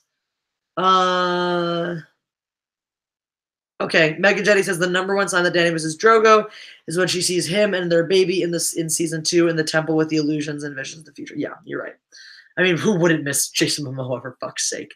But that was the thing. Like, there were freedoms I didn't have because of the privilege I grew up with. I would have been a different person in those circumstances. Being the human I am in different circumstances, I would have been different. I might have been better. All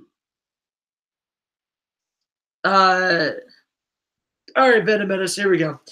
Plot twist, Arya is pregnant, has to go to Sir Blacksmith Turn Lord. What do you think? I'm not sure what Arya does if she's pregnant. I'm not sure what Arya actually, I don't have an answer. She could just kill the baby. She'd be like, abortion, hooray! No, Sansa has grown so much. Sansa is such a fucking BA. Fucking love Sansa right now. Gone from naive child to quick-minded boy. Sansa, honestly, low-key has one of the most impressive arcs in this entire show. Like when Tyrion says she's the smartest, she's the cleverest person, I know, the smartest person I know. Like or Arya said that. I'm on board. Like I'm on board with that statement at this point. She's learned, because look at it. She's learned from the fucking best. Tyrion might be clever. Littlefinger was a genius. Arya was never a lady. That is correct. Sansa's no. Sansa is much more ruthless and much shrewder than her mom. Her mom didn't have the objectivity Sansa is capable of. So, but she's more like her mom. Her mom would be proud of the person she became.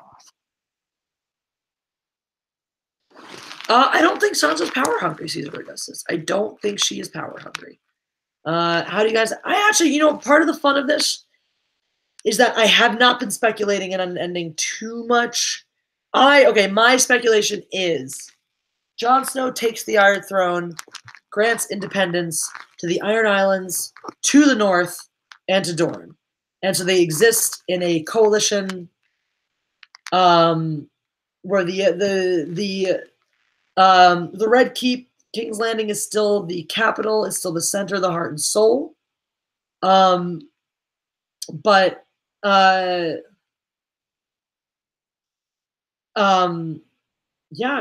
Gargus, because Sansa was trained by fucking Littlefinger. So my prediction, or the thing I'd like to see. So here's even more so.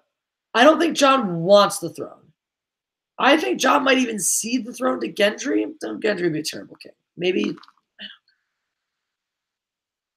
I want Arya and the Hound to have a hug.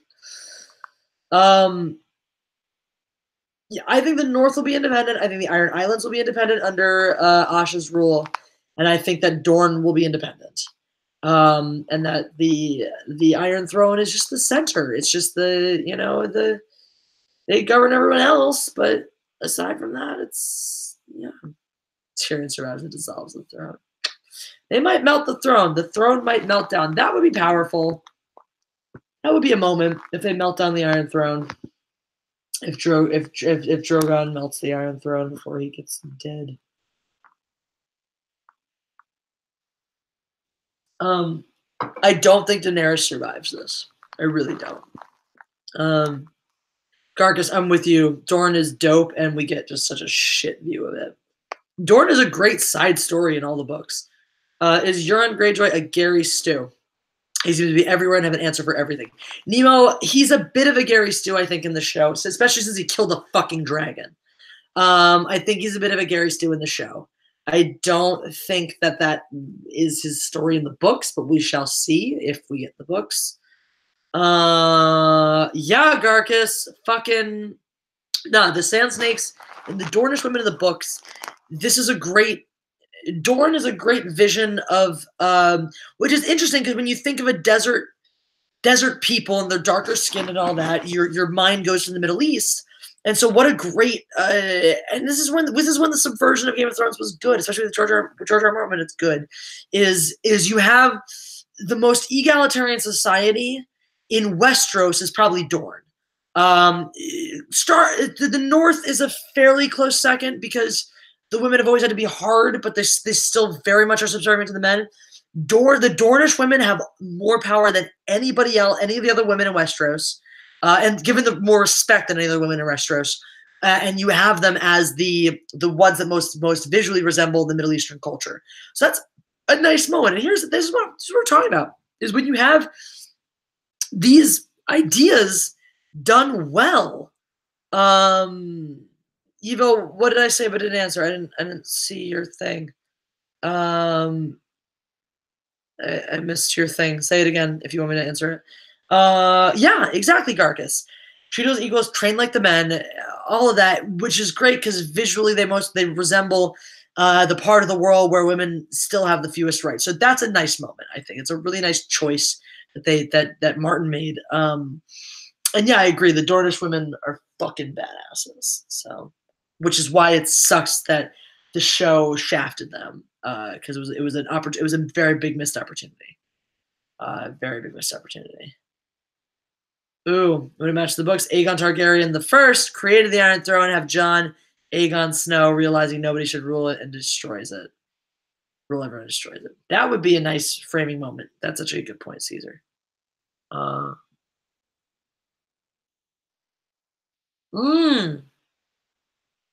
MJ, great point. Is that Dorn mom still watching her daughter rot in that cell? We haven't revisited them, have we? I don't think anybody getting the Iron Throne is a good ending for the series. CB, yeah. No, Visconti Rogue, I do not think Braun's story is done. In fact, his moment where he says that his fighting days are done, but the killing, he might have a few more kills in him, I think that is foreshadowing. I think Braun is going to get a key kill to change the tides, perhaps, to get his Fukin castle. Or else Braun dies doing something honorable, which is not beyond the realm of possibility. What happened to that nun that was being tortured? She might be dead. She probably dead. Fuck that nun. That was like a weird thing, too. It was like,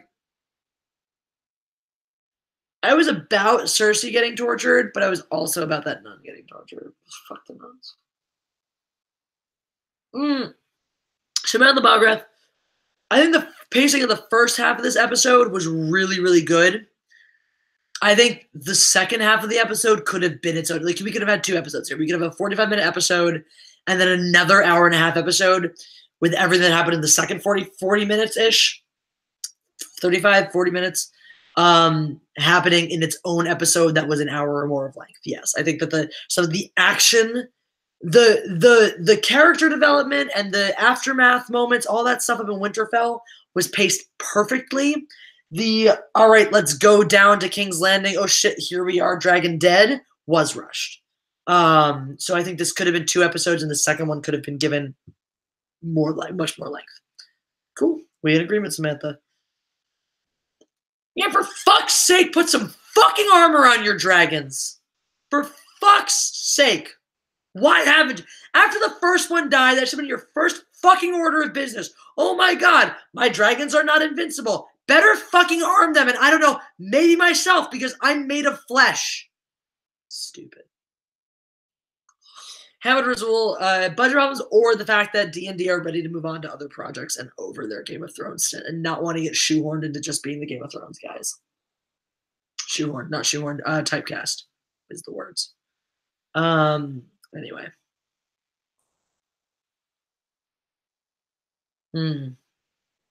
Netflix is The Witcher. I haven't heard too much about that. Ghost was at a very late in post-production. Yeah, they're like, oh shit, Ghost. So what I've heard is that the direwolves are tricky to CGI. Phantom Menace, I can't read all of your chats all the time. I'm trying to. Send it again. I'll look for it. DragonUnderArmour.com. Thanks, MJ.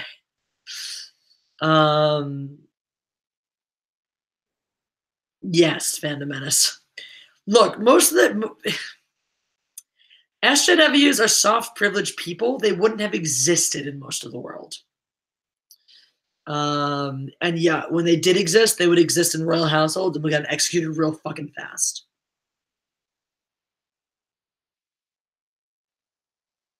I'm trying to finish this champagne so I can go to bed because I'm tired.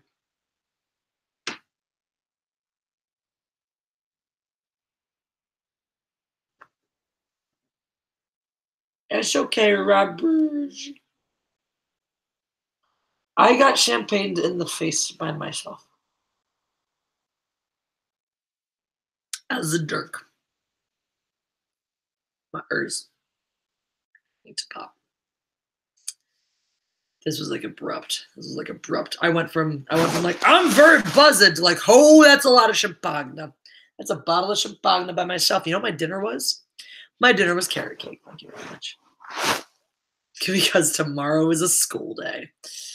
Bye, Roberugi. Next live stream will probably be Tuesday night at my normal time, sometime shortly after the High Council, around 9 o'clock Pacific.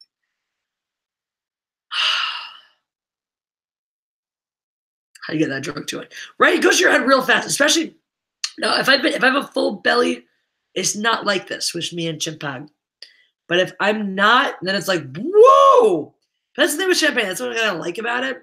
It's unlike wine and other things where it's just like drinking, buzz, kind of drunker, hammered. Champagne is like, fine. You're feeling it. You're feeling it. That's where we at, and I have this much left. Can I have the super chat to finish this, please? Please, internet. Rock cran carrot cake, good. I might eat more of it now that I'm drunk. Ha! Eric Dragon's Blade, good for you. I would have had, if I had had like a steak dinner before this, I would be not even buzzed right now. But it's a balance. It's a balancing act. Right? Do you think Varys is going to betray Dany? Yep. He might die doing it, though. Because this is the whole, I said I would look you in the eye and say this thing, and she said, if you go behind my back, I will burn you alive. Dany might burn her alive. And that might be the moment, that actually might be the moment, Phantom Menace, where she crosses into officially being the Mad Queen. And someone suggested this, which is not a terrible idea, that she's going to try to burn Varys, or she does burn Varys alive, and then Tyrion takes her out because he's like, nope, you crossed the line, and then he's the new Kingslayer. Sky Smith, thanks. Tater, R.I.P., the lost steak dinner.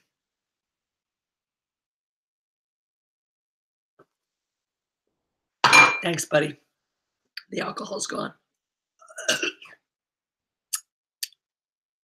I know, I'm so attracted to all of you right now.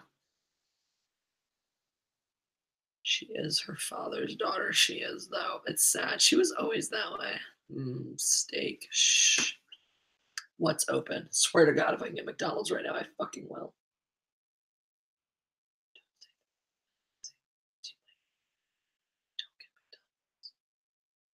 I need you all to tell me to not get McDonald's right now. Like right now. Do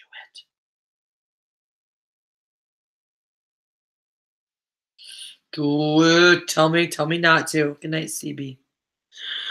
Tell me not to. Tell me not to. Everybody, right now. Thank you, Rock Crit. Thank you, Eric. Thank you, Caesar. There's no Chick-fil-A available, but thank you, because that changed my mind. No, Alvaro, don't do it. There's no Burger King available on Uber Eats. Bro, why would I help? Thanks, Tater. Nemo, you're not helpful. Oh, Sky, thanks. And I think you're probably right. That's really conceited to say. But both of those ladies are also very beautiful. The point is that those ladies are beautiful too. Did you guys watch my unboxing video? I'm going to post some of those pictures on TweetArt tomorrow. Okay, so I unboxed that before I came to Seattle. And I've been like, oh, I need to find the right time to post this video because I fucking want to post those pictures of the shit that I got because it's awesome shit. Because thank you, world. It's not food, but it's good cow. Not good cow, but like tasty cow. All right. I'm going to go.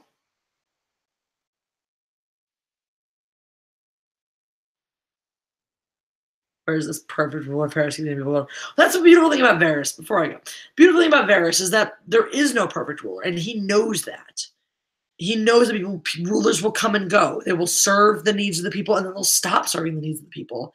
But Varys always serves the need of the people, which is why I would love for Varys to survive through whatever the show is. Or if he dies, I would love for him to die knowing that the realm is in good hands.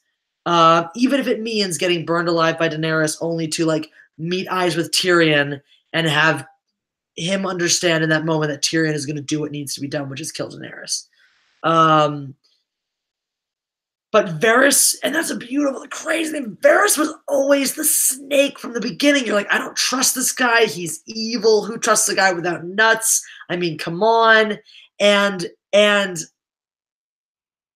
Varys, thank you, Raziel, because I was totally thinking about how much I wanted McDonald's.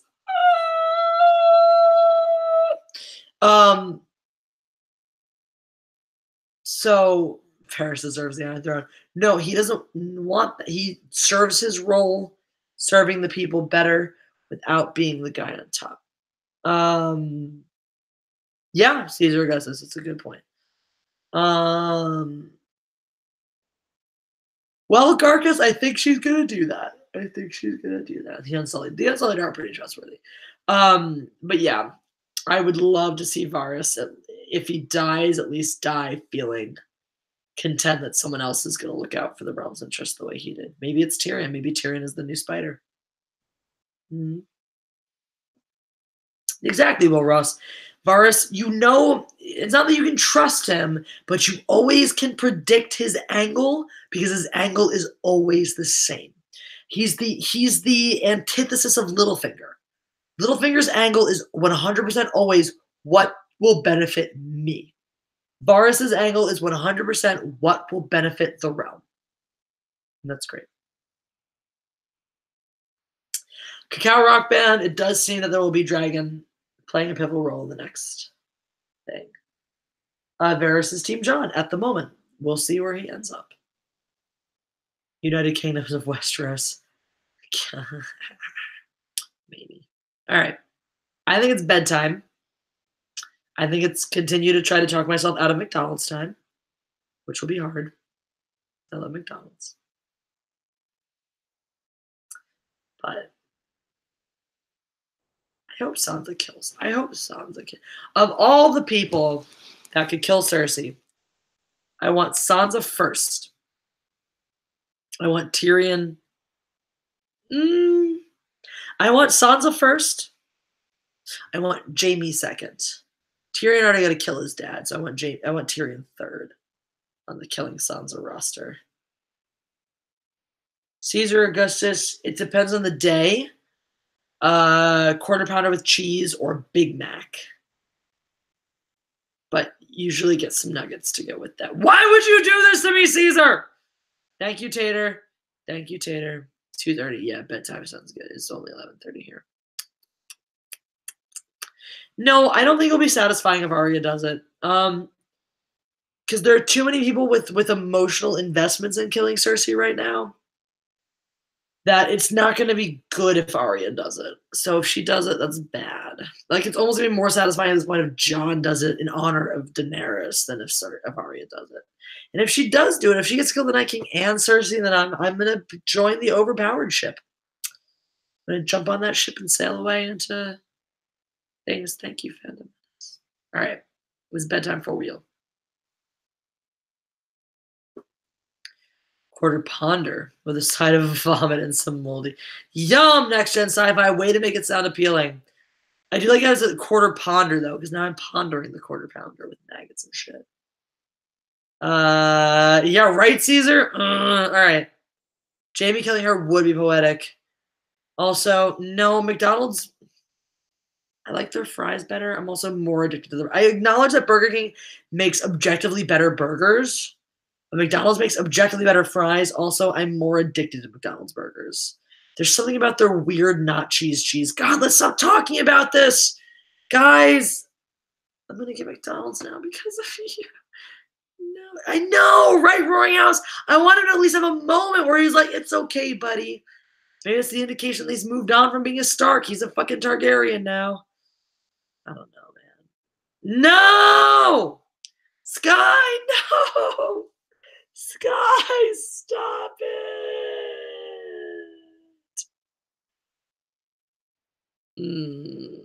Thanks, Rock Cred. That was perfectly unappealing to make me lose my appetite again. Visconti Rogue, I'm in Seattle. I'm surrounded by SJWs.